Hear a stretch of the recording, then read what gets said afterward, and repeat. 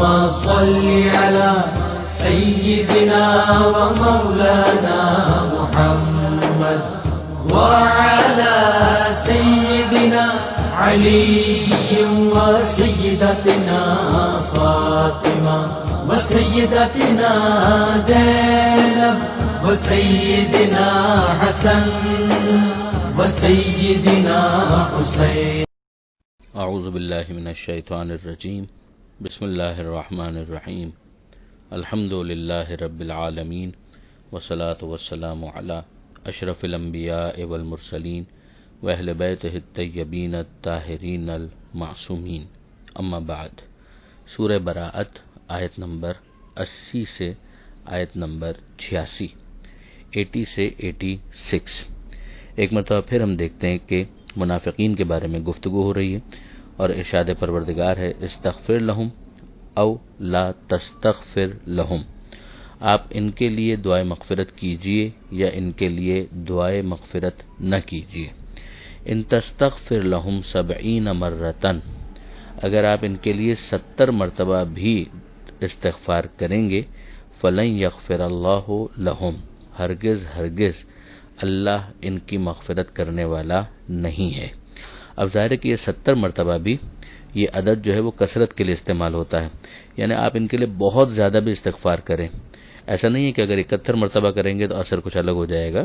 یعنی جتنا بھی آپ ان کے لیے استغفار کریں کوئی فرق نہیں پڑنے والا، اللہ ان کی مغفرت کرنے والا نہیں ہے.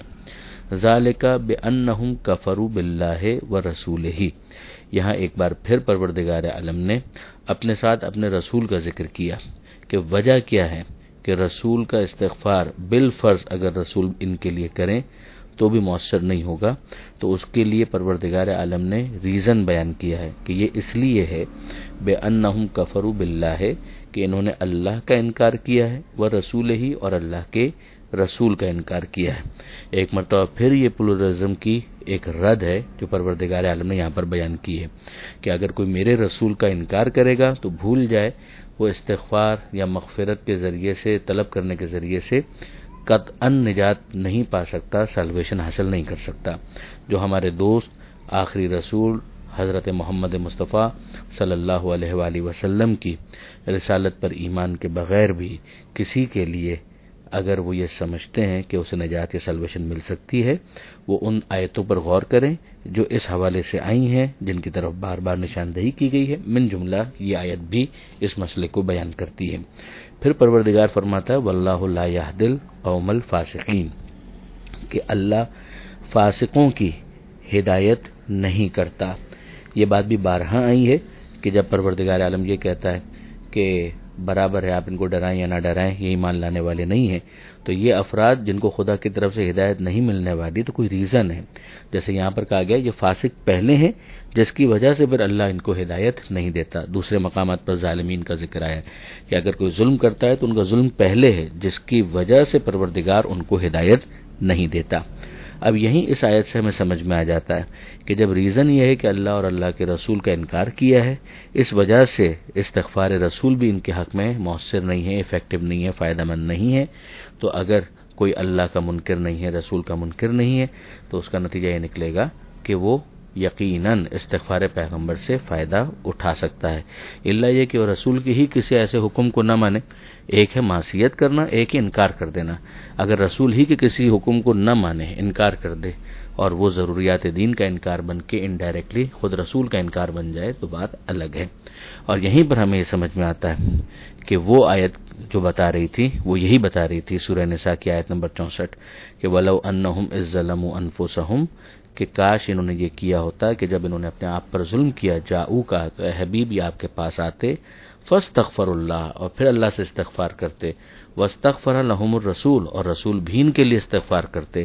لوجد اللہ تواب الرحیمہ تو یہ اللہ کو توبہ قبول کرنے والا اور رحم کرنے والا پاتے. اب اس آیت کے ذریعے سے آپ دیکھ لیجئے کہ مطلب بہت واضح ہے کہ وہ آتے اور استغفار کرتے، یعنی اس کا مطلب یہ کہ وہ اللہ کو مان رہے ہیں، اور رسول کے پاس آتے یعنی رسول سے گزارش کرتے، درخواست کرتے، اور رسول بھی ان کے لیے استغفار کرتے. اس کا مطلب ہی ہے کہ یہ رسول پر بھی ایمان لاتے ہیں. تو جب یہ دونوں چیزیں ہوں گی تو پھر استغفار رسول مؤثر ہوگا، ورنہ جو رحمت للعالمین ہے، جو اپنی امت کے اوپر بہت شفیق ہے، محبت کرنے والے ہیں، وہ ظاہر ہے کہ پروردگار عالم کی مرضی کے خلاف کسی اور کے لیے استغفار نہیں کریں گے۔ آیت نمبر 81 میں پھر ان افراد کی مذمت آ رہی ہے کہ جنہوں نے بغیر کسی وجہ کے غزوہ تبوک میں شرکت نہیں کی تھی اور پیچھے بیٹھ گئے تھے اور اس پر خوش بھی تھے۔ فرح المخلفون بمقعدہم، جو پیچھے چھوڑ دیے گئے وہ پیغمبر خدا کے پیچھے گھروں میں بیٹھے رہنے پر خوش ہوئے۔ فرح المخلفون بمقعدہم خلاف رسول اللہ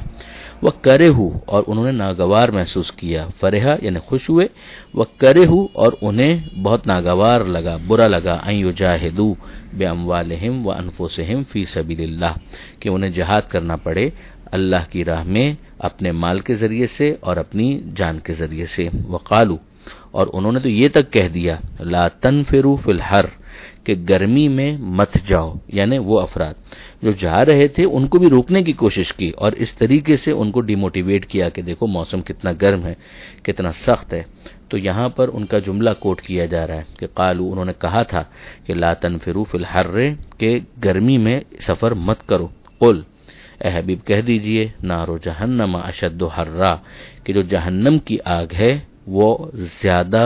گرم ہے، زیادہ سخت ہے۔ لو کانوا یفقہون، کاش کہ وہ سمجھ سے کام لیں۔ پھر اس کے بعد یہاں پر سمجھایا جا رہا ہے اگلی آیت کے اندر کہ ایک تو یہ خوش ہو رہے ہیں، معاملہ کیا ہے، فَلْيَضْحَكُوا قَلِيلًا، ان کو چاہیے کہ وہ کم ہنسیں، وَلْيَبْكُوا كَثِيرًا، اور انہیں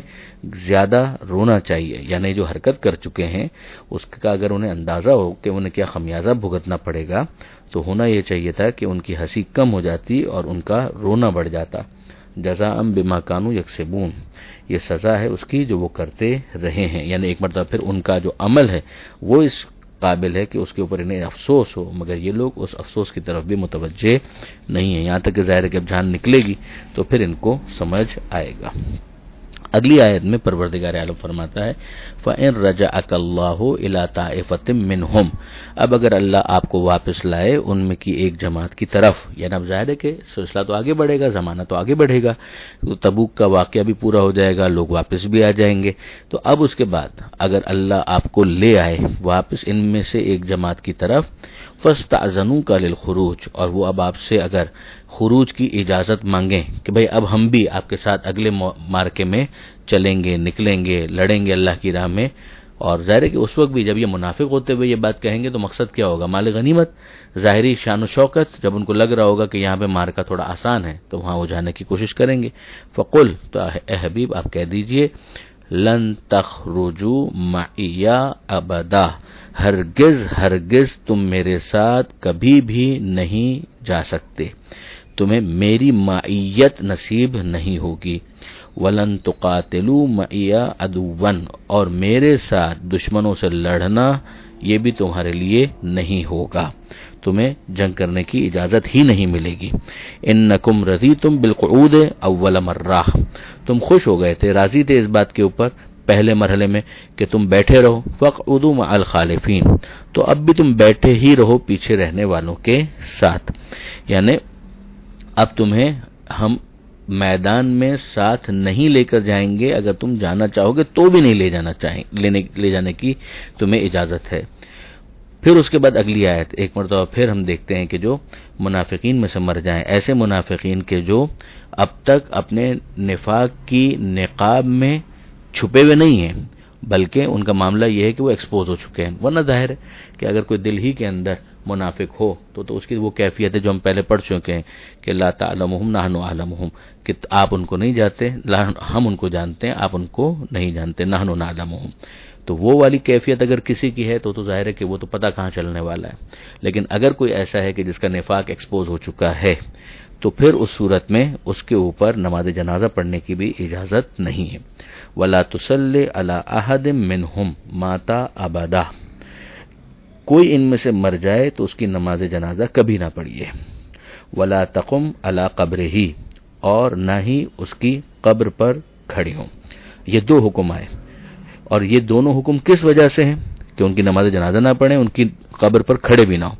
یہ دونوں حکم کس وجہ سے ہیں؟ انہم کفروا باللہ ورسولہ، وہی دو ریزنز کہ یہ اللہ کے منکر، اللہ کا انکار کرنے والے اور اللہ کے رسول کا انکار کرنے والے۔ تیسرا ریزن وَمَاتُوا وَهُمْ فَاسِقُونَ، وہ مرتے دم تک اس عالم میں رہے کہ وہ بدعمال تھے۔ جب یہ تینوں چیزیں ہمارے سامنے آ گئی تو ایک تو وہی پلورلزم کی اس معنی میں رد ہو گیا کہ جس میں اللہ کے رسول کا انکار کر کے بھی کوئی نجات کا امیدوار ہے۔ دوسری چیز ہمارے سامنے جو ضمناً آ گئی وہ یہ آ گئی کہ پروردگار عالم نے نماز جنازہ کی بھی ممانعت کی ہے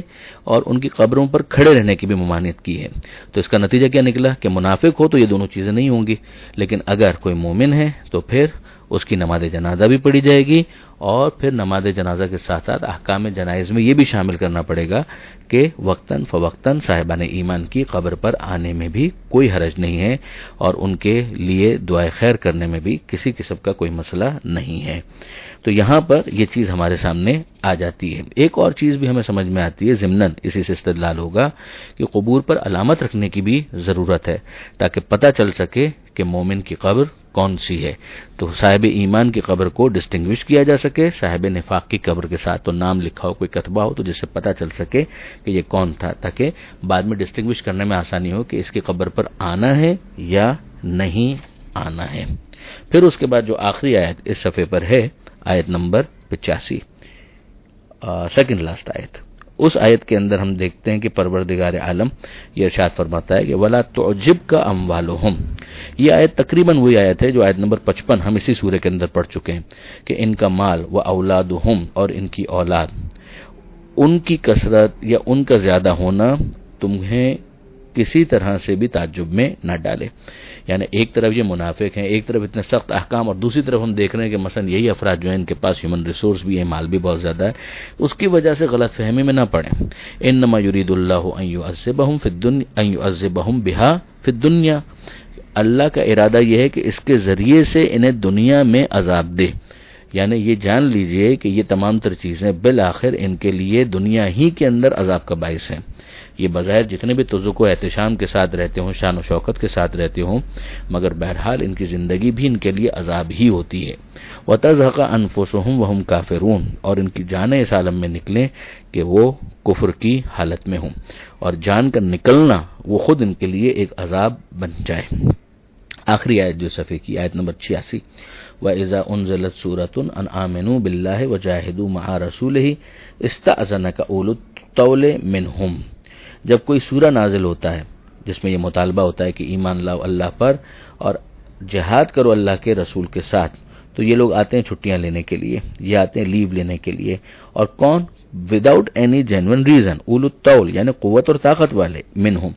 وقالو، اور یہ لوگ کہتے ہیں ذرنا، ہمیں چھوڑ دیجئے، نکم مع القاعدین، تاکہ ہم پیچھے رہ جانے والوں کے ساتھ بیٹھے رہیں، ہمیں گھر بیٹھنے والوں کے ساتھ چھوڑ دیجئے۔ رضو بان یکونوا مع الخوالف، یہ اگلے صفحے کی پہلی آیت ہے کہ وہ خوش ہو گئے، راضی ہو گئے اس بات کے اوپر کہ وہ رہیں پیچھے رہ جانے والوں کے ساتھ، مثلا عورتیں ہیں، دوسرے چھوٹے بچے ہیں، بہت بزرگ ہیں، بڈھے ہیں، وطبع علی قلوبہم فہم لا یفقہون، اور ان کے دلوں پر مہر لگا دی گئی ہے جس کے بعد وہ سمجھ نہیں سک رہے، یعنی ان کی حرکتوں کی وجہ سے انہیں اس توفیق سے محروم کر دیا گیا ہے کہ اب یہ سمجھ بھی سکیں۔ حرکت ان کی طرف سے ہے، سزا پروردگار کی طرف سے ہے۔ دعائے پروردگار سے قرآن پڑھنے، سمجھنے اور عمل کی توفیق عطا فرما، اور وارث قرآن امام زمانہ کے ظہور میں تعجیل فرما۔ وآخر دعوانا ان الحمد للہ رب العالمین، وسلام۔